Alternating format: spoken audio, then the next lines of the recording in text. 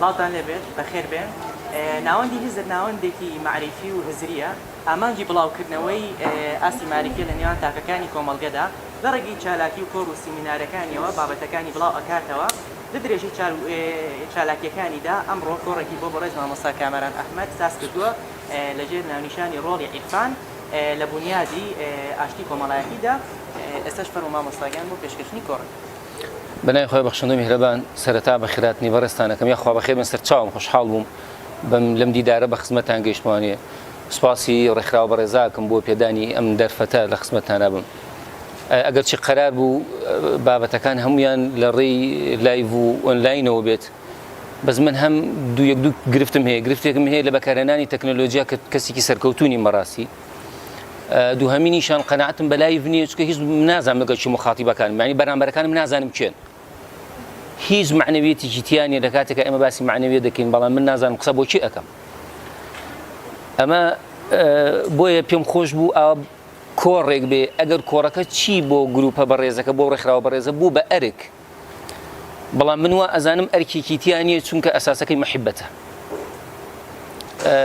بە خزمەت گەیشتنی ئێوە بۆ خۆی بەڕاستی بابەتێکی گرینگە بۆیە داوای لێبوردنتان لێ ئەەکەم کە کاتی جەنابتانم گرتو جەنابتانم عەزیێداوە و داوای لێبوردنیش لە ڕێکخراوە بەڕێزەکەکەم کە ئەم ئەرکەم خسۆتە ئەستویان چونکە یەکێک لە بنەماکانی عیرفان ئەوەیە نەبیتە تەکلیف بەسەر خەڵکەوە بەس من بوومەتە تەکلیف بەسەر خەڵکەوە لەبەرەوە بە گەوری خۆتان بانبەخشن. ناو نیشانی بابەتەکە بریتر لە ڕۆڵی عیرفان لە بنیادنانی ئاشتەوای کۆمەڵایەتی طبعا عنوانەکە کۆمەڵێشتی نوقسانەکە دام لەناوە هەر بە عەمدیش دام لەناوە کاتێ وتومە ڕۆڵی عیرفان مەبەستم پێ عیرفانی ئیسلامیە کەوتومە ڕۆڵی لە بنیادنانی ئاشتەوایی ئەلبەت کام ڕۆڵێکی ئەرێنی هەیە یان ڕۆڵێکی نەرێنی چکە بەشم دەستنیشان نەکردو بۆ ئەوەی لە قسەکانە دەربکەوێت ئایا عیرفان ئیجابیاتی هەیە یا سلبیاتی هەیە و کامیانی زیاترە کاتێک کە ئەوترێ وتومە عیرفان مەبەسم ئەوە نییە من بچمە ناو کایەکانی فەلسەفە و علمی کەلام و ئوسوڵ و فقهی ئیسلامیەوە بەڵکو ڕووبەرەکە جیاواز و دیاری کراوە بەڵام ئەمە بێبەش نییە لەوەی کە ئەم ڕووبەرانەی تر ئەم کایانەی تر کاریگەریان هەیە لەسەر عیرفان و لەسەر داڕشتنی بۆ چوونی عاریفەکان بەرامبەر بە بابەتەکان دوجاریش کاریگەری عیرفان لەسەر بنیادنانی ئاشتەوای کۆمەڵایەتی چییە و ئاشتەوای کۆمەڵایەتی خۆی چییە تا ئێمە ئەم قسەی لەسەر بکەین بۆیە بە گرنگی ئەزانم یەکەم شت ئێمە قسە لەسەر پێناسەکانی عیرفان بکەین. عیرفان بە درێژایی مێژووی 1400 ساڵی حەزارەتی ئیسلامی بە ئەندازەی ژماری عاریفەکان پێناسی هەیە پێناسەیەکی دیاریکراوی نییە ئەگەر چی لەسەر چاوە ئەساسیەکەی کە فەرمودەی پێغەمبەرە درود و خوای لەسەر بێ مەقامەکەی بە ئیحسان ناو بردووە و ئیحسانیش فەرموویەتی بریتیە لەوەی تۆ خوا بپەرستی وەک ئەوەی خوا ببینی خۆ ئەگەر تۆ خوا نەبینی یەقینت هەبێت کە خوا تۆ ئەبینێت ئەگەر چی ئەمە ئەساسەکەیەتی و ئامانج لەوەی گەیشتنە بەم مەقامە بەڵام هێشتا بۆ گەیشتن بەم مەقامە وەکو عەرزم کردن بە ئەندازەی ژمارەی عاریفەکان پێناسە بۆ عیرفان هەیە چونکە هەر عاریفێک کە پێناسیەکی بۆ عیرفان کردووە باسی لە ئەزمونە معنەویەکەی خۆی کردووە خۆی چی ئەزمون کردووە چی چەشتووە دوو لە کام سەردەما بووە تا ئەو پێناسەیە بدا بە عیرفان لەبەرەوەی بەپێی سەردەمەکان بەپێی پێویستیەکان و کولتوری کۆمەڵگە و پێویستیەکانی ئەو سەردەمەی کۆمەڵگە و مرۆڤ پێناسەکە هاوتەری بۆ بێ بۆ نمونە لە قۆناغی زوهدیە کە ئێمە عیرفان سێ قۆناغی سەرەکی هەیە قۆناغی زوهدیە قۆناغی کەشف و معریفەیە قۆناغی عیرفانی فەلسەفیە ئەڵبەت بەپێی ئەو تەقسیماتانی کە توێژەرانی بواری عیرفانی ئیسلامی تەقسیمیان بۆ لە ڕووی مێژوویەوە لە قۆناغی زوهدیە عیرفان بریتی وشەی تەسەوف هەربوونی نەبووە وشەی تەسەوف لە 200 ساڵی دووهەمە دائەندرێ وشەی زوهد هەبووە چونکە هەم کەلیمەیەکی قورئانی بووە هەم کەلیمەیەکی فەرمودەیش بووە زوهد بە واتای دنیانەویستی بووە بەڵام دنیانەویستی فەرمیانە ئەوە نییە کەسێک هیچی نەبێت دنیای نەوێت بەڵکو ئەسڵ ئەوەیە شتت هەبێ ئەنجا نەتەوێ لەبەرەوەی کە ئینسان هیچی نەبوو زوهد لە چیاکەی بۆیە زوهد بریتی لەوەی کە تۆ دنیات هەیە ئەو جا ناتەوێ نەک لە دنیا هیچت نییە کەواتە ئەم پێناسەیە بۆ ئەو قۆناغە لە عیرفان و لە ئەزمموی معنەوی بریتێ لە پێناسی معنەوێت و بریتێ لە پێناسی عیرفان و تەسەوف. بەڵام کاتێک کە لە سەدەی دووەم و سێم و چوارەم ئیدی حەلاج و بایەزیدی بەستامی و جونەیدی بەغدادی و پێش ئەوان دونیی مسری و ئەم عاریفە گەورانە دێن هەر یەکەیان پێناسیەکێ ببووی چونکە بە پێی پێویستیەکانی ئەو سەردەمە. بۆ نمونە زوهود لەو کاتەیە سەرهەڵ ئەدا کە عالەمی ئیسلامی خەریکی دنیا پەرستی و مەنسەبگەرایی و بەرژەوەندگەرایی خۆیانن. تەنانەت فەقیهەکان بە پارە ئەکردران بۆ دارولخلافەی بەردەم خەلیفە بۆی فتوای بۆ بدا بۆ مانەوەی خلافەتەکەی. ئیدی عاریفەکان وتیان ئەمە حەقیقەتی دین و جەوهەری شەریعەت نییە، پێویستی بە شتێکی ترە. کاتە لە وەڵامدانەوەی ئەو سەردەمە ئەمە زوهود دروست دەبێت. بۆ نمونە ئیمامی غەزالی کە دێ قوتابخانەی کەشف و معریفەدا ئەمەزرێنێ بۆچی ئەو قوتابخانەدا ئەمەزرێنێ؟ لەبەرەوەی علمی کەلام قسەی لە هەم ئەوەندە هاتووە نابوو بە سەنتەر ئەیوز وەڵامی هەموو شتەکان بداتەوە و بنەما علمی کەلامیش لە سەردەمی غەزالیە بوو بە جەدەل یعنی شەڕەقسە. ئیدی گرنگ نەبوو نەتیجەکەی چێ، گرنگ ئەوە بوو من مەزهەبەکەی خۆم سەرخەم. بۆی ئیمامی غەزالی دی کتێبێک گەنووسێ ناوی ناوە ئیلجام العەوام عن علم الكلام، هەر یعنی لەغاوکردنی خەڵکی گشتی لە دەمکوتان لە علمی کەلام. بۆی دەم لە علمی کەلام نەکوتن، بۆ ئەوەی لە پێناو ئەوەی من سەری بخەم مەزهەبەکەی من ڕاستە ناکۆکی لەگەڵ جەناب تا دروست نەکەم. ئێمە ئاساییە ململانێ لە بینمانە هەبێ، بەڵام ئاسایی نییە لە پێناو حەقیقەتا یەکتر ڕەڤز بکەیت. ئەگەر قەرارە ئێمە بەدوا حەقیقەتا وێڵین، ئیدعایکردنی خاوەن بوون خاوەندارەتی حەقیقەت سەختە. بۆیە کە غەزالی دێ پێناسەکان تەواوە گۆڕێت، چکە مامەڵەی لەگەڵ عیرفانیشا گۆڕێ، چونکە ئەو عیرفان ئەکاتە سەنتەری دین کە پێشتر فقه بوو بە سەنتەری دین. کاتێ فقه کرا بۆ سەنتەری دین، ناکۆکی نێوان مەزهەبەکان لەسەر جوڵاندنی پەنجە لە مزگەوتە پەنجەی نوێشخێنیان شکاندووە. مفەسیرێکی گەورەی وەکو ئیمامی تەبەری ئەو شەوەی کە وەفادەکە لە ماڵی خۆیان تەقریبەن هەڵەم نەکردبێ 7 کەسن ئەینێژن، ناوێرن بیبەنە مزگەوت. ئیمامی تەبەری مفەسیرە، یەکەم کەسێکە تەفسیری قورئان نووسی وشەی تەویلی تیا بەکارهێنێ. تەبەری لە هەڵوێستە فقهیەکان و کەلامیەکانە بەناوبانگە. بۆچی ناوێرێ بچێتە مزگەوت؟ چەند ساڵ ناوێرێ بچێتە مزگەوت لەبەرەوەی خلاف و کێشەی ململانی نێوان مەزهەبەکان تا ئاستی بێتامی ڕۆیوە. لەویایە ئیدی عاریفەکان دێن باسی عیرفان و معنەویەت ئەکەن کە ئەزانن ئەم هەڵوەشاندن و لێکترازانی کۆمەڵگەی ئیسلامیە پێویستی بە چییە؟ پێویستی بە دەرمانێکی ترە کە فقه ناتوانێت چارەسەری بکە، کە علمی کەلام بەم حاڵی هەیەی بەو میتۆدەی هەیەی ناتوانێت چارەسەری بکە. لە لایەکی تر علمی کەلام نەگنەیتوانی ئاشتەوایی کۆمەڵایەتی دروست بکە، بەڵکو یەکێک لە خەتەرترین دیاردەکانی بریتی بوو لە تەکفیر. ئەوەی بەپی پێوەرەکانی من بیر نەکاتەوانێت کافر و حەقیقەت لای ئەو نی ئەکرێتە دەرەوە. ئیدی دیاردەی تەکفیر دروست بوو. لە سەدەی 4 هیجری بەدواوە بابەتی ئیجتیهادات دروست داخرا، تەقلید دروست بوو، کۆمەڵگەی ئیسلامی بەرەو وەستان و بەرەو جمود دروست بوو. ئەم وەستانی کۆمەڵگەی ئیسلامی ئەڕوا هەتا ئەگاتە سوهرەوەردی، ئەڵبەت سوهرەوەردی شەهید ئەرستانەکەم. لە مقدمەی کتێبەکەیە حکمەت الإشراق وەکو چۆن حەدیثێک پێغەمبەری خوا فەرمێ خەیر القڕون قەرنی ثم الذين يلونهم ثم الذين يلونهم، باشترین سەدەی سەردەمی منە، دواتر سەدەی دوا من کە سەدەی سەحابێ، دواتر سەدەی دوا من کە سەدەی تابعینە. لەسەر ئەم شێوازی دەربڕینە سوهرەوەردی لە سەدەی 6 هیجری ئەفەرمێ وشر القرون قرني الذي انسد فيه باب الاجتهاد. خراپترین سەدە ئەو سەدەیە بوو کە دەرگای ئیجتیهادیان تیا داخست. ئیتر ڕێگایان نەدا ئینسان بە ئەزمموی خۆی ڕێگا ببڕێ سلوک بکە. يعني الرخنة أقري لما چونك أيزاني داخستني درقاء اجتهاد وداخستني درقاء أزمن كردني معنويانا كوملقا بروليك ترازانا با چونك عرفان وتصوفيش وكو مذهب قرايا كان إيدي أويش داخرابو أويل لطريقتكي من نبي نشيخكي شيخي باشا نتكشكي تكشيك الراسا نطريقتي شيقني بخوا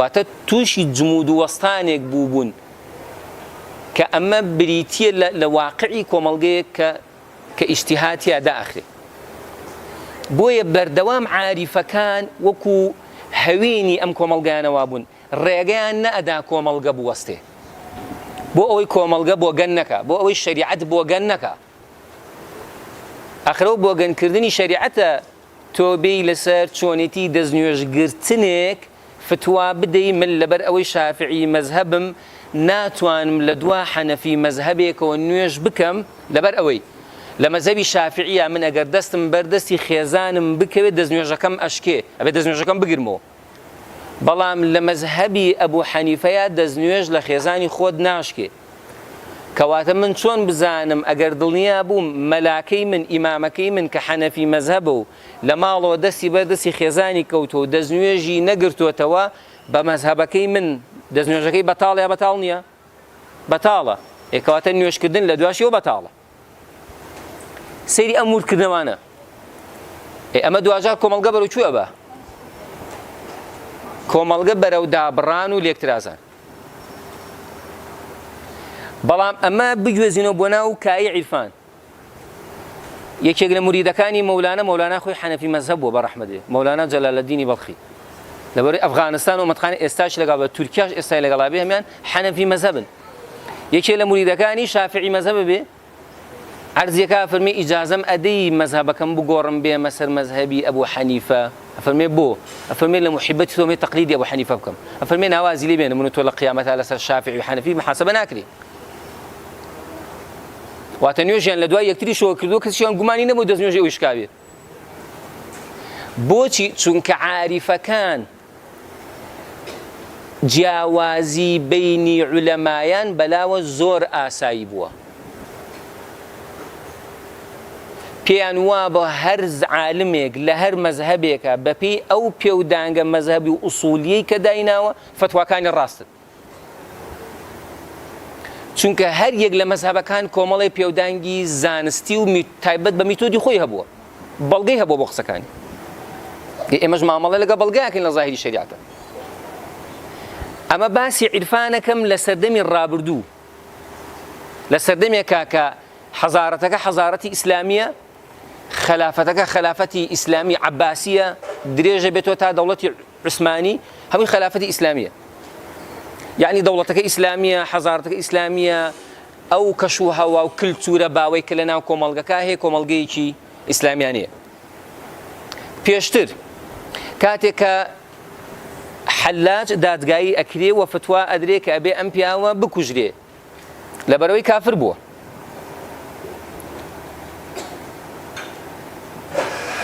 يكيق لواني كلنا جلسة فتوى كجلسة محكمة كدانيشة جنيدي بغدادية كأهلي تصوفة يق عالمي بو معلوماتان همو أم عارفان عالم بون لفقه إسلامية نخوانوار نبون لعلمي كلامي سردمي خويانا متكلمي درجة يقبون وآقاداري شريعة وأصول بون آقاداري فلسفة بون نخوانوار نبون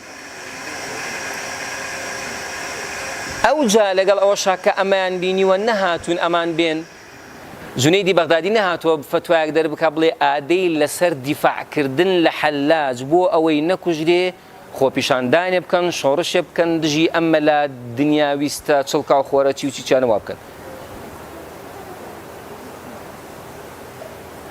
لبروي هربتشي نوبونا ومينجو أهلي تصوف خويان يعني هالويستي عجيب يان هبوا أبو بكر الشبلي بلاي حلاجاتي طريق داناو بيجو إلى سيداري بدن أشيت نزيجي بيه فرمي يعني أو قليل حلاجك گلەیی لە دەستە و دایرەکە و لە ئەهلی فتواکە نادا کە فتوای کافربوونیان داوە، گلەیی لە دەسەڵات ناکە کە ئیعدامیەکە.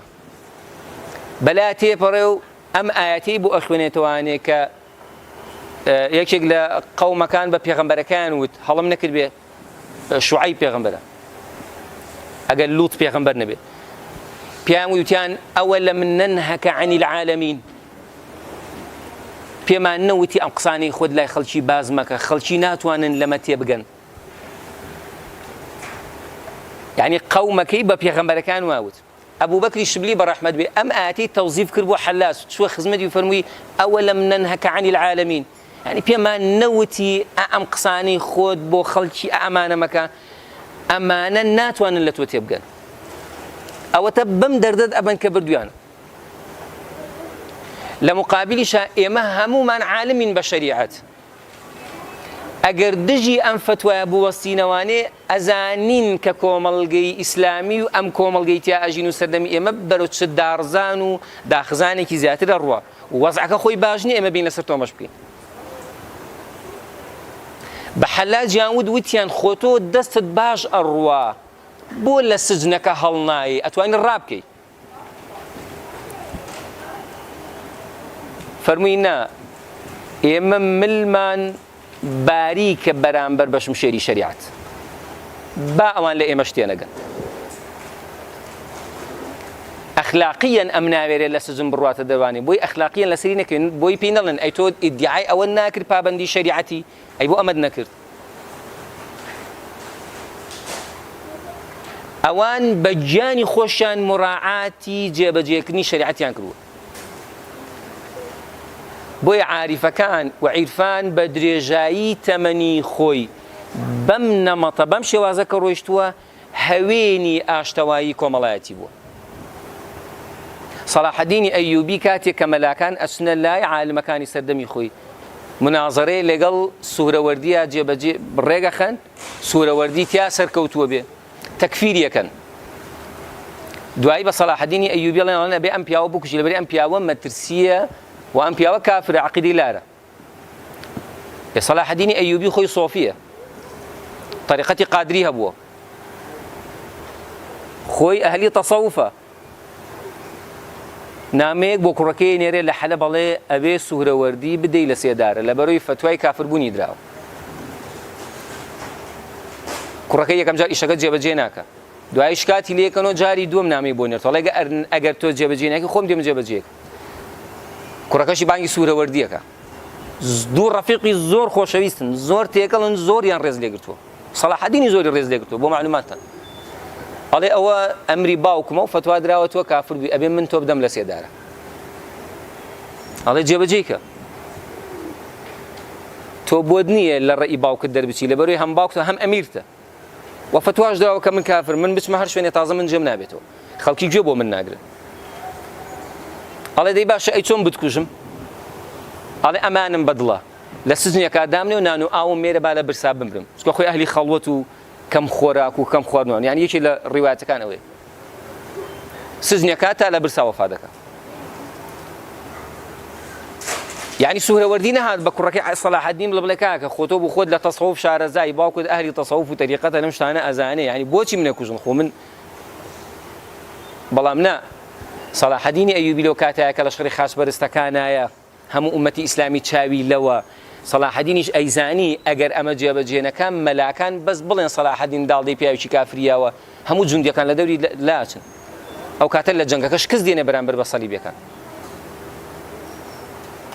دێ سوورەوەردیە کوژێ.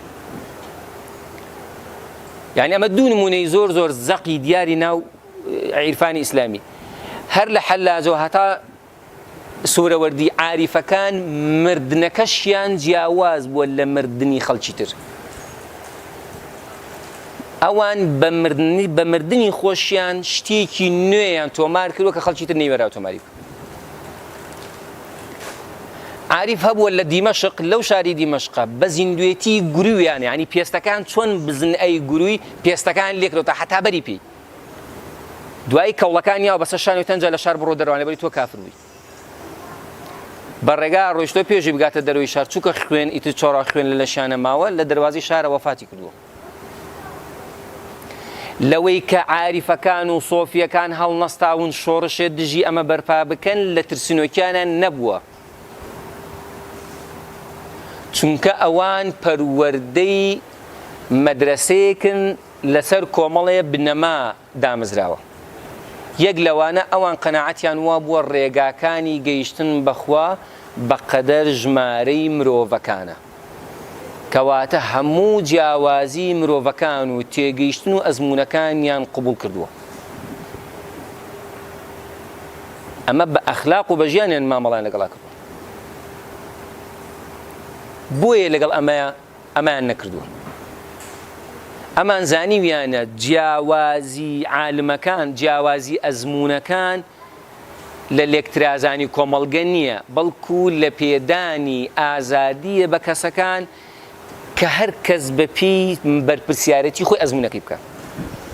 جگە لەوەی لە ڕووی وجودیەوە باوەڕیان وا بووە هەر ئینسانێک کە لێرە دروست بوو و لە دایک بوو هاتوۆتە ئێرە ئەرکێکی وجودی هەیە پێیس پێدراوە جێبەجێیەکە.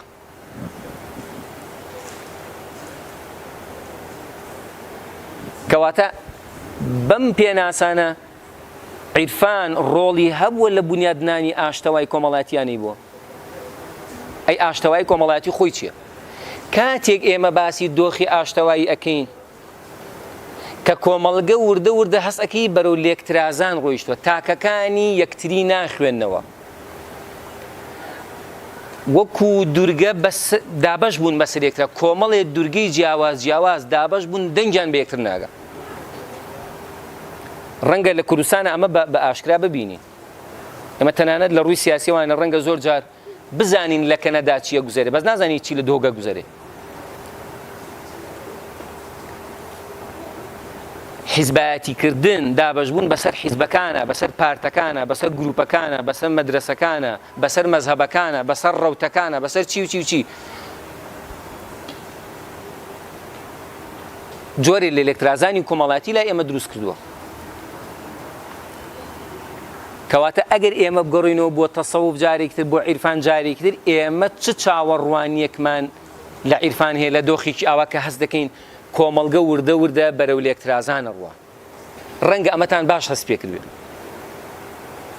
نمونەیەکی تر بۆ وڵاتانی تر و جیهان نازانم، چکە بەس لە کوردستانە ژیاوە، بەڵام بۆ کوردستان تۆڕە کۆمەڵایەتیەکان جیهانێکی مەجازی نییە، حەقیقیە. هەموو ئەو بەڕێزانی، زۆربەی ئەو بەڕێزانی کە لە فەیسبوک هاوڕێی منن وێنەی خۆی داناوە، ناوی ڕاستەقینی خۆی نووسیوە. من ئەوەی لە فەیسبوک ئەینووسم وێنەی خۆمم داناوە، ڕسمی خۆم داناوە، کەواتە هەرچی ئەیڵێم خۆمم، حەقیقەتی خۆمم، مەجازی نیم. کەواتە ئەگەر چاوێک بخشێنین بە تۆڕە کۆمەڵایەتیەکانە، چ جۆرە لێکترازانێک لە نێو کۆمەڵگەی کوردیا دروست بووە؟ زۆر دروست بووە. بەواتایەکی تر تا شوێنێکی ئەوەنە مەترسیدان ڕۆیشتووە، هەر بەڕێزت ئەم شەو وێنێکدانە بڵێ ئازەحمەد نەبێ ئەمە بۆ نەفرەت بارانکەن، ئەمە کۆیلێ. هەزار کۆمنت ئەنووسرێ نەفرەتێکن بەبێ کەس لە تۆ بپرسێ بۆ، بەس لە وتوتە کۆیلێ. کۆیلە چەمکێکە لای ئێمە ئێستا جێگیر بووە لە زەهنمانە، بەبێ ئەوەی ئاگادار بین کە کۆمەڵگەی فعلەن دابەش کردووە، ئێمە چۆن دابەش بووین بەبێ ئەوەی ئاگامان لە خۆمان بێ. بۆچی؟ لەبەرەوەی ئێمە ئەم ڕۆحیەتی عیرفانە لە ناومانە بوونی نییە کە بتوانین جیاوازیەکان قبول بکەین، پێمان وابێ ئەزمونەکان بەقەد ئەندازەی ژماری مرۆڤەکان بوونیان هەیە. هەر ئەوەی کە ڕێگاکانی گەیشتن بە حەقیقەت بەقەد ئەندازی مرۆڤەکانە، ژماری مرۆڤەکانە، یعنی هیچ عاریفێک نەهاتووە بڵێ حەقیقەت تەنها لای منە، قۆڕخی نەکردووە، بەڵکو جزئێ لە حەقیقەتی لابووتێتی ئەمە بۆ من کەشف بووە.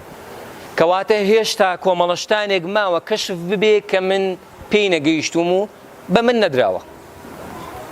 بۆیە نە ئەزمموی پێش خۆی ڕفز کردووە، نە پێشی واوە ئیدی ئەم کۆتا کەسە لە دو ئەمە کەسی تر نایە.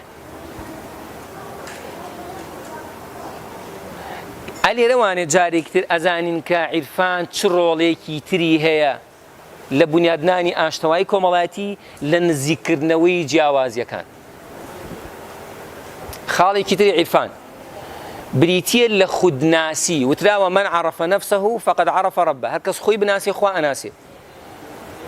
ئەمە ئەوەندە ڕەنگی داوەتەوە لە ناو ژیانی عاریفەکان و ئەوانەی کە خەریکی ئەهلی تەسەووف بوون، خەریکی خودناسی و بەخۆیەوە سەرقاڵ بووە، بیری چۆتەوە بە کەسانی ترۆ سەرقاڵ بێت.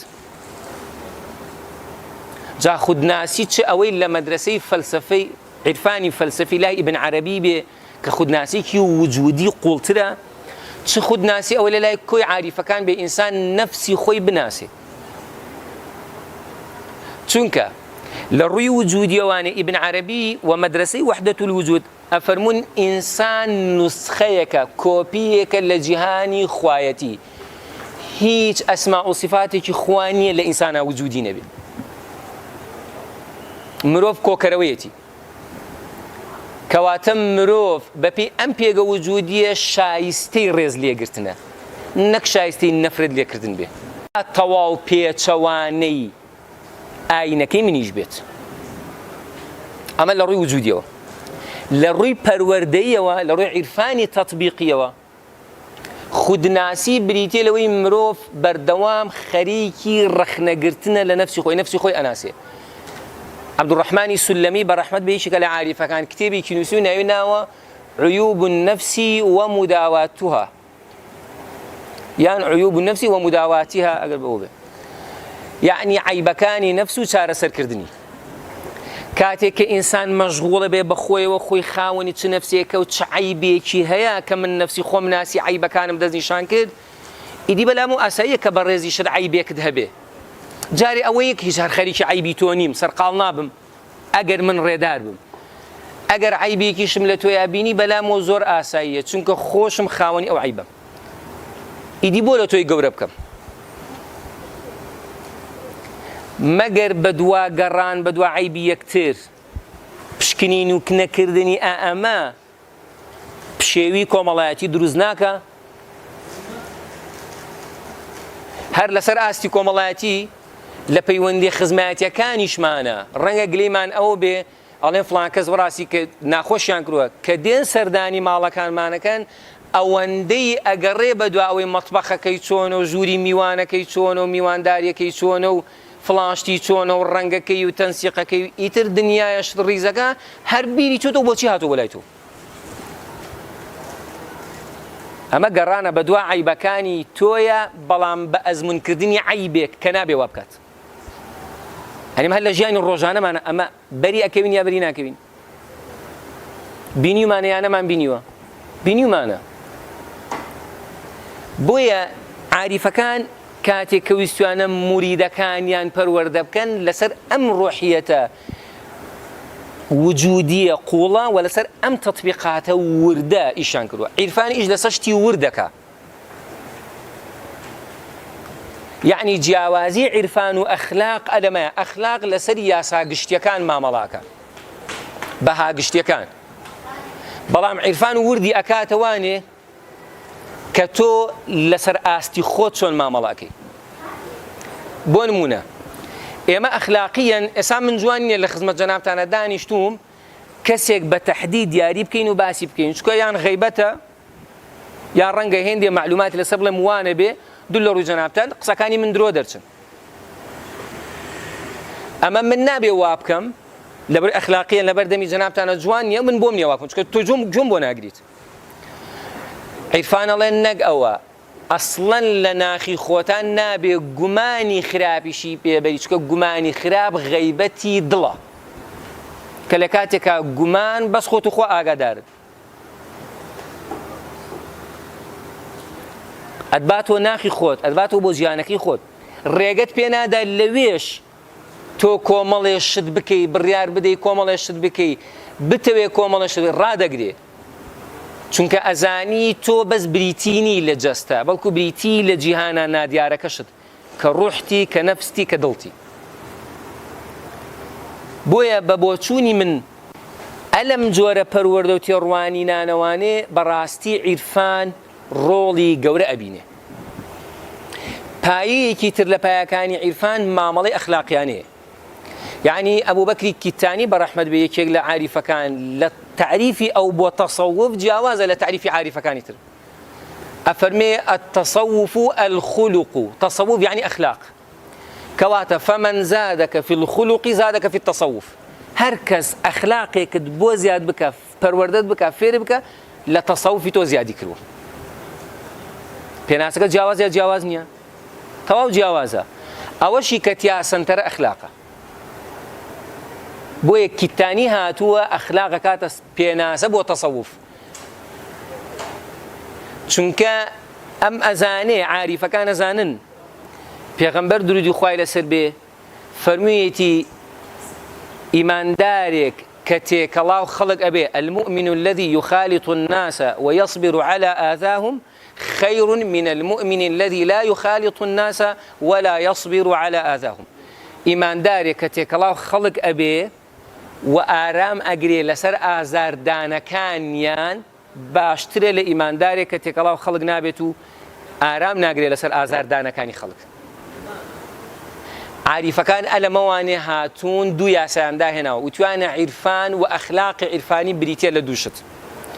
یەکەمینیان تەحمل الأذى وكف الأذى، تۆ بەرگەی ئازاردانی خەڵک بگری و خۆشت کەس ئازار نەدەیت. ئەگەر هاتوو تۆش خەڵکت ئازاردایەوە چ جیاوازێکە لەگەڵ ئەو هەبوو کە تۆی ئازارداوە؟ هیچ جیاوازێک نامێنێ.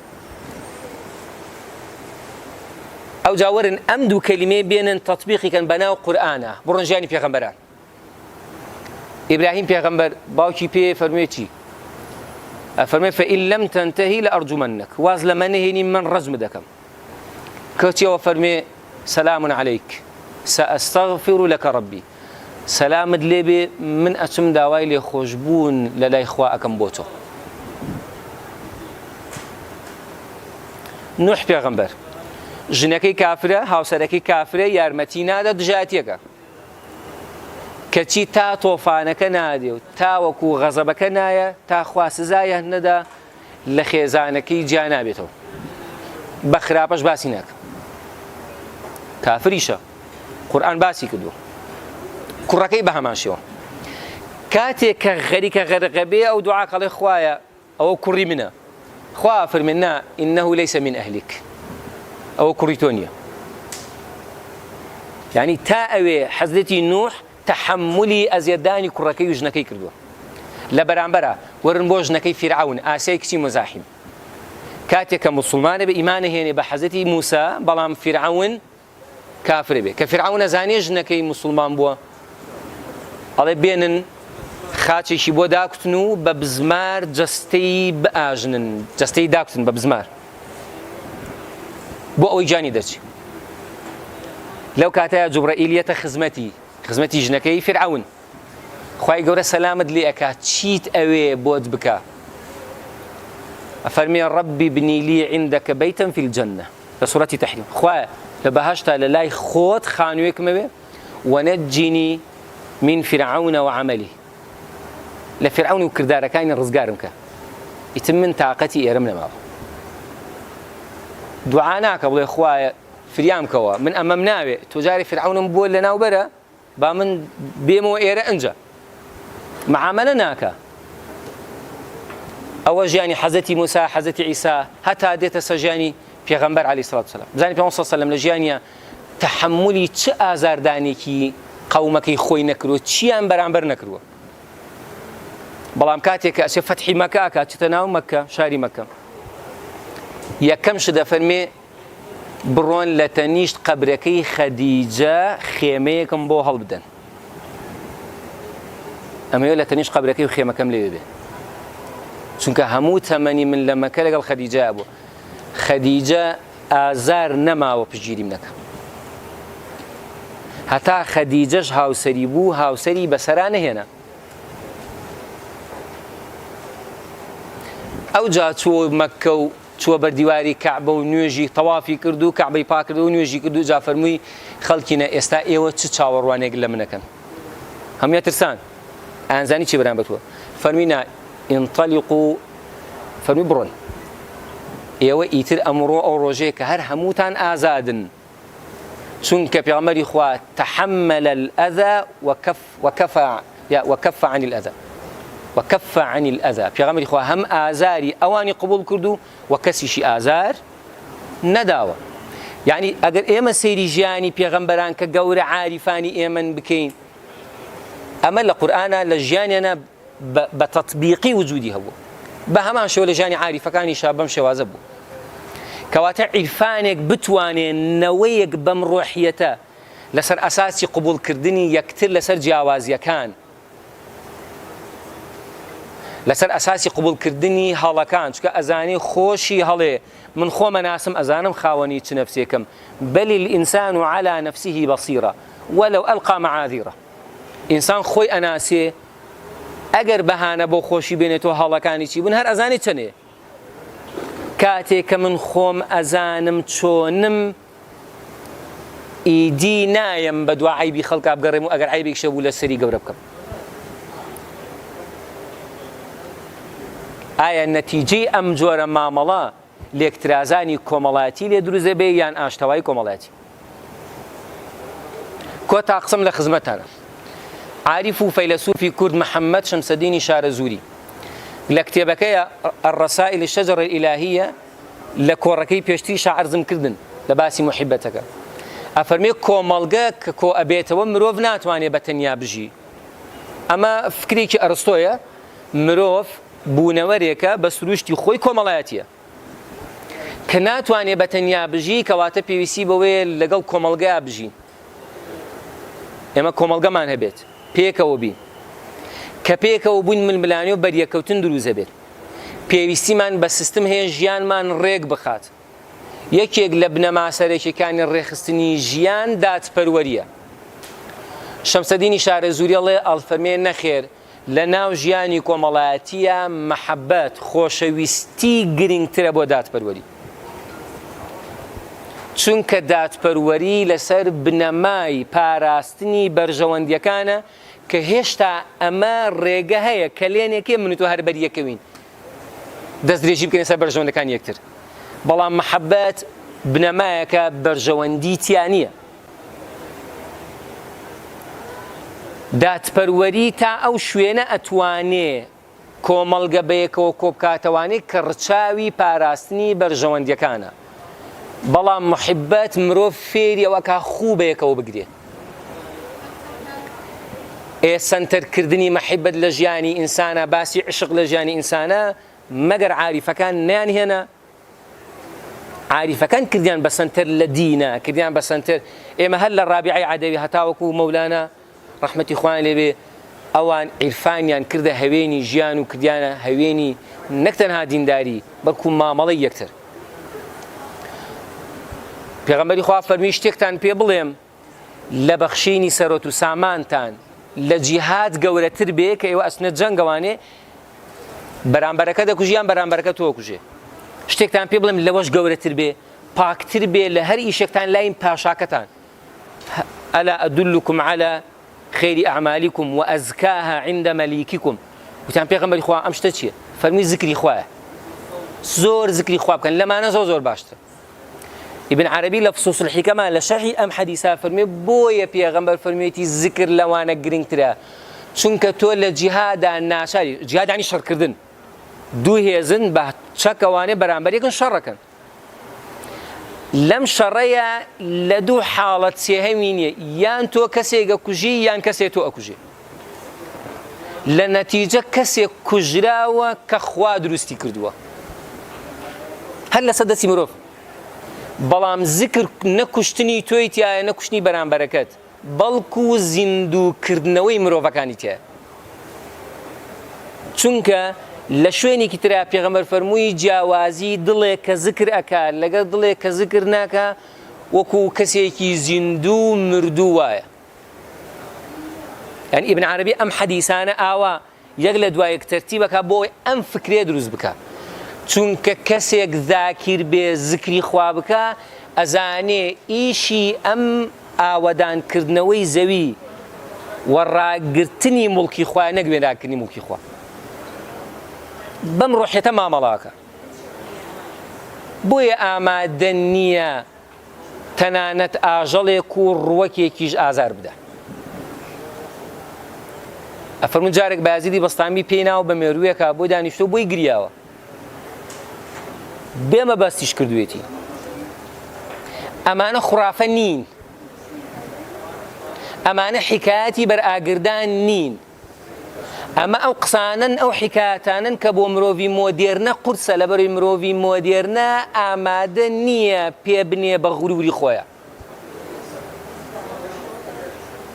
ئەمە قسەی بەرئاگردانە بۆ کەسێک کە بەردەوام بەدوا غروری خۆیان ڕۆیوە، بەردەوام بەدوا تێرکردنی نەفسێکیان ڕۆیوە کە ڕۆیشتن بەدوا نەفسی خۆیان سەدان لێکترازانی کۆمەڵایەتی دروستەکە. هەموو ناکۆشەکانی ناو کۆمەڵگەی ئێمە کاتێ ناکۆکی لە نێوان من و بەڕێستا دروزە بێ حتمما کێشەیەک لە بین ماناهەیە و هەردووکماتیایە تاوانبارین بەڕام بە ڕێژەی جیاواز. بۆ درێژە ئەکێشێ لەبەروی من ئامادە نیم دان بەوە بنێم کە بە فیعلی ئەوە منم تاوانباری سەرەکی نەک بەڕێزت، هەر ئەم هەوێت تۆ تاوانبار کەم. مەگەر لە ژیانمانە ئەمانمان ئەزمون نەکردووە. ئەجاوەرە گەوری کە بۆ زانی فراوانی کە بۆ گروپگەرایی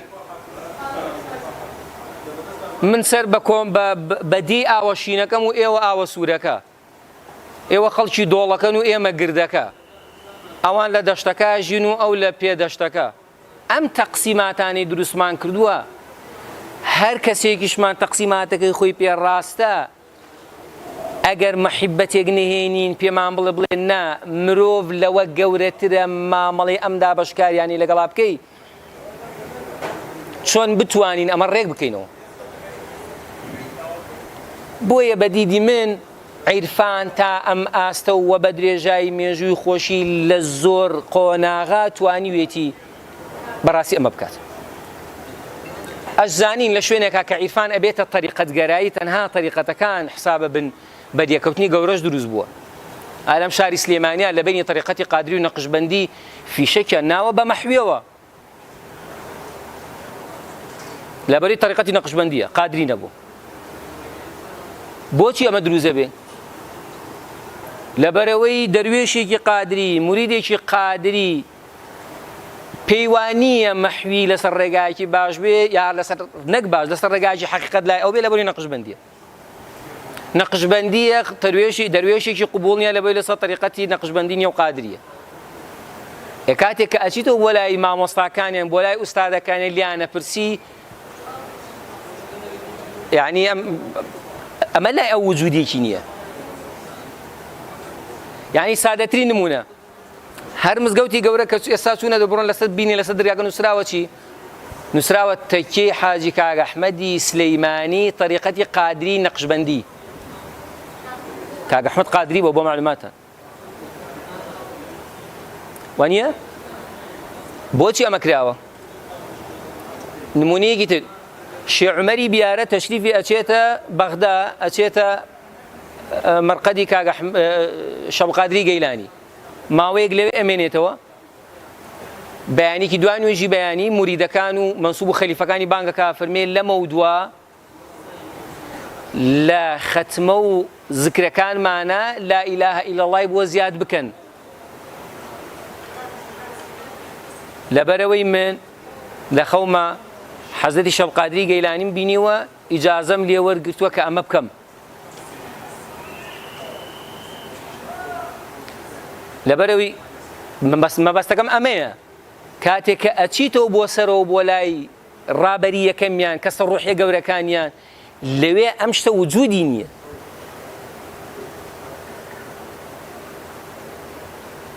بۆیە پەروەردەکردن بەم دیوەیە بە عیرفانە بەڕاستی ئەتوانێ خزمەتێکی گەورە بە ئاشتەوای کۆمەڵایەتی بکە، ئەتوانێ ببێتە هەوێن و ئەتوانێ ئەو جیاوازیانی کە ئێمەی دوورخستووەتەوانێ ئەگەر کۆتاییشی پێ نەهێنێ بە بۆچوونی من ئەتوانێ دووریەکان لە یەکتر نزیک بکاتەوە. شێخ حەسەنی خەرەقانی بەڕەحمەت بێ خوێنەوار نەبووە، شێخی تەریقەتیش بووە، لەسەر دەرگای تێکەکەی نووسوێتی نان بدەن بە خەڵکی و کارتان بە ئیمانی کەسەوە نەبێ. ئێستا منافەسەیە دەستگای خێرخوازی فڵان و دەستگای خێرخوازی فڵان و دەستگای خێرخوازی فڵان ئەمە ئەو تاوان لەگەر دەستخۆشیم بۆ ئیشە خێرخوازانی کە ئەیکەن بەڵام بە جۆرێک پێشکەشەکرێ جارێکی تر دابڕانی کۆمەڵایەتی دروست دەکاتەوە لەبەرەوە نەک ئەو ئیشی بە ئیمانی خەڵکیە تەنانەت ئیشی بەوێ لە ماڵەوە بەتەنیا چۆن بیرەکەیتەوە تەنانەت لە ماڵەوە سەیری کام قەناتی تەلەڤیزیۆنش دەکەی من لەوە زیاتر کاتی پیرۆزی جەنابتان ناگرم سوپاستان دەکەم بۆ ئامادەبوونتان هیوادارم توانی بێتم ئەوەی کە ئەمەوێ بیگێنم دووبارە سوپاستان دەکەم بۆ ئامادەبوونتان سوپاس بۆ ڕێکخراوی هزر و ڕۆشنبیری ئەو ئەرکان کێشاوە سوپاستان دەکەم و کاتێکی خۆش بۆ جەنابتان